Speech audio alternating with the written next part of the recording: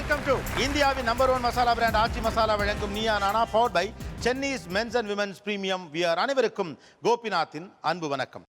இந்த நாட்டினுடைய பிரதமர்கள் ஒவ்வொருத்தரும் நிறைய பேர் நிறைய கடினமான முக்கியமான பல முடிவுகளை எடுத்திருக்காங்க. அது ஒவ்வொரு காலகட்டத்திலையும் பெரிய பரபரப்பை ஏற்படுத்தியிருக்கு, பெரிய விவாதங்களை ஏற்படுத்தியிருக்கு, மாற்றங்களையும் கூட ஏற்படுத்தியிருக்கு அப்படின்னு சொல்லலாம். பிரதமர் இந்திரா காந்தி வங்கிகளை தேசிய உடைமையாக்கியதாக இருக்கலாம்.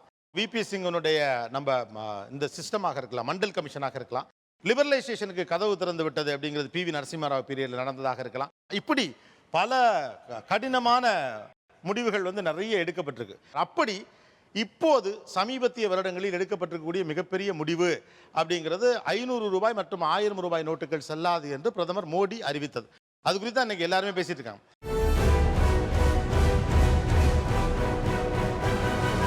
அப்ப 25,000 நான் இப்படி ஸ்வைப் பண்ணி எடுத்துட்டு இருப்பேனா, இல்ல என் 2 பிள்ளைங்களை வச்சு நான் லைஃப் ரன் பண்ணிட்டு இருப்பேனா?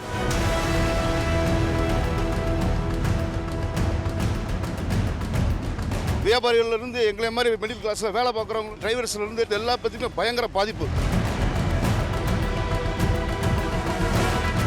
கவர்மெண்ட் கொண்டு வந்திருக்கிற திட்டம் நல்ல திட்டம் தான், ஆனால் இம்ப்ளிமெண்டேஷன் தான் கொஞ்சம் குளறுபடி ஆகிட்டு இருக்கு. மொத்தத்தில் மிடில் கிளாஸில் இருக்கிறது தான் கஷ்டப்படுறோம். பணக்காரன் சந்தோஷமாக இருக்கா? வயிற்றுச்சலா இருக்குங்க, ரொம்ப வயிற்றுச்சலா இருக்கு. இருக்கட்டும் போய். இரண்டு தரப்பிலும் பொதுமக்கள் இருக்காங்க, எக்ஸ்பர்ட்ஸ் இருக்காங்க, ஆடிட்டர்ஸ் இருக்காங்க, வங்கிகள் துறைசார் அவங்கெல்லாம் கூட இருக்கிறாங்க, அண்ட் திங்க் டேங்க்ஸும் இருக்கிறாங்க, ஸோ ரைட்டர்ஸ் இருக்கிறாங்க. ஸோ ஆல் த செக்மெண்ட் ஒரு ஃபுல் ஃப்ளட்ஜ் நீயா நானா அப்படின்னு சொல்லலாம். 500 ரூபாய் நோட்டு 1000 ரூபாய் நோட்டை செல்லாது அப்படின்னு அறிவிப்பு வந்த உடனேயும் உங்களுக்கு என்னெல்லாம் ஓடிச்சு மண்டையில்? டக்குன்னு மைண்டில் தோணுது, ஐயோ நம்ம வீட்டில் எங்கே இருக்குது ஃபஸ்ட்டு யோசித்தேன். எவ்வளோ நேரம் எவ்வளோ வச்சுருக்கோம், மாற்றாமல் வச்சுருக்கோம், மாதம் ஸ்டார்டிங் ஆச்சு.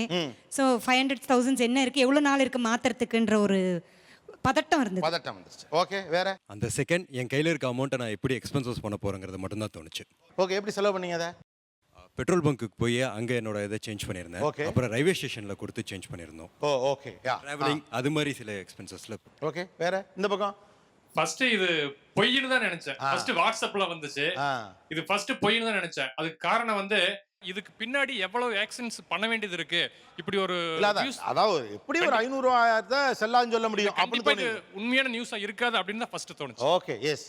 காலையில் வியாபாரத்துக்காக ஒரு 2 லட்சம் ரூபாயை வங்கியிலேருந்து வாங்கி வச்சுருக்கேன். 500 ரூபாயும் 1000 ரூபாயும். எனக்கு ஒரு நண்பர் மூலமாக எனக்கு ஒரு தகவல் தெரிஞ்சு 1000 ரூபாய் 500 ரூபாயும் செல்லாதுன்னு பக்குன்னு ஆயிடுச்சு.